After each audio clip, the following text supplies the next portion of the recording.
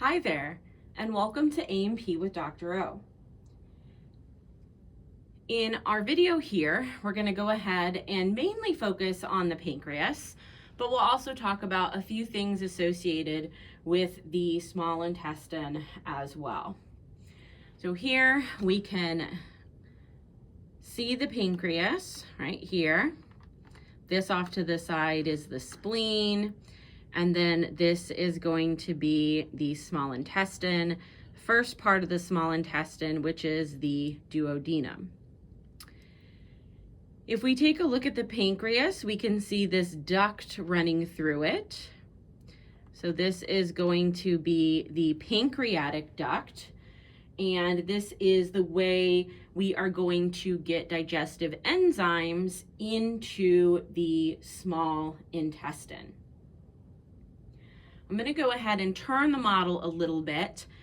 That way we can see better the interaction between the pancreatic duct and the small intestine. I've turned the model and I've also zoomed in. Hopefully we can see some of these structures a little bit better. The pancreas is going to make digestive enzymes, and then they're going to travel via this pancreatic duct to this area in the duodenum known as the duodenal ampulla. The digestive enzymes, their release is controlled by this sphincter here. So there's this little sphincter here called the hepatopancreatic sphincter.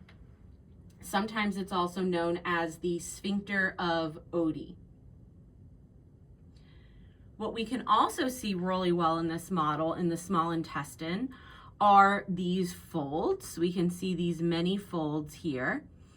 And these folds are known as pleci circulares. And it's another way that the small intestine is going to increase its surface area, because remember, it's all about absorption of nutrients in the small intestine. Let's kind of run through those again. We have our pancreas making digestive enzymes. They run through the pancreatic duct.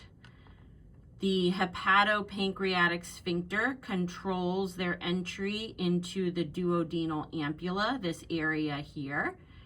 This is the duodenum of the small intestine.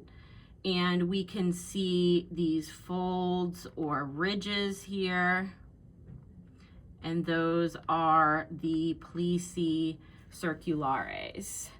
I'll kind of put my pointer on one and kind of hold it there for us too.